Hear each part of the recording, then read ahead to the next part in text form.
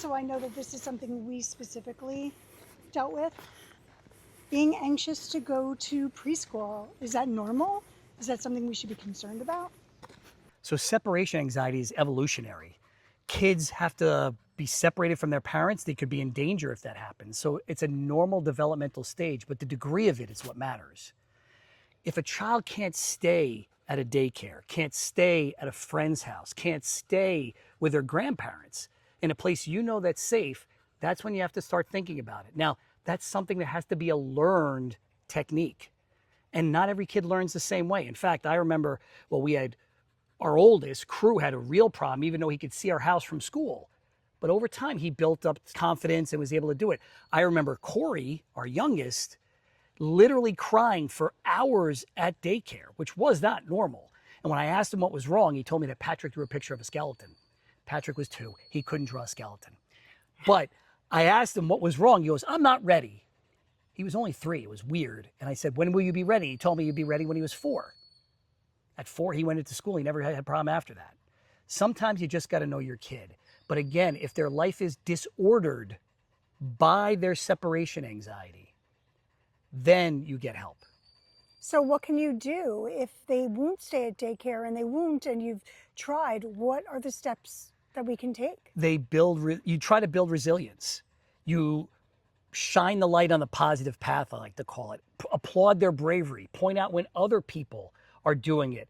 If there's some big boy thing that they want to do, give them a goal to achieve. Never bribe. Bribe only works once, and then they get bored of it. But if you're able to stay for an hour at school, you win a prize. But the first day, you only have to stay for 5 minutes. And then build up over time and work with your teachers to do that. Everybody has a different technique, but most of it's about positive reinforcement.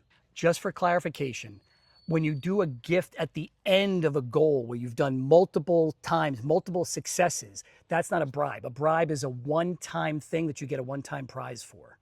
I got stung. Probably the most important thing is if you as a parent realize your child is safe, they'll start to read you. So if you don't think it's safe and you react to their fear, they're just going to get more scared. But if you constantly come off as calm, that calmness will infect your child in a good way. So one of the most common times for separation anxiety is bedtime. And if you tell your kid that you're going to come in to save them from the monster under the bed, well, then they think there's a monster under the bed. And if you're always coming in, they're going to think that there's a reason to be scared.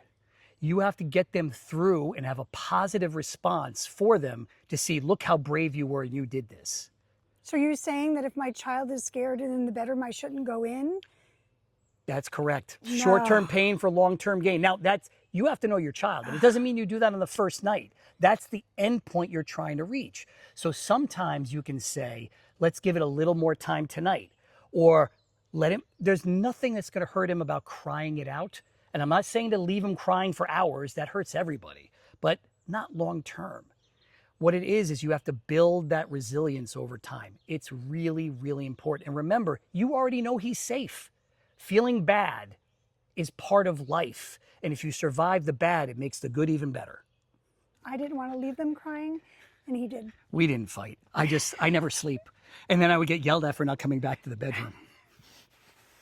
I'm not sure I would let him cry, sorry. Remember having all 3 kids in the bed with us? No, you don't. That never happened. No, I stayed in their room all the time, in a chair, and I fell asleep in a rocking chair 6 out of 7 days a week.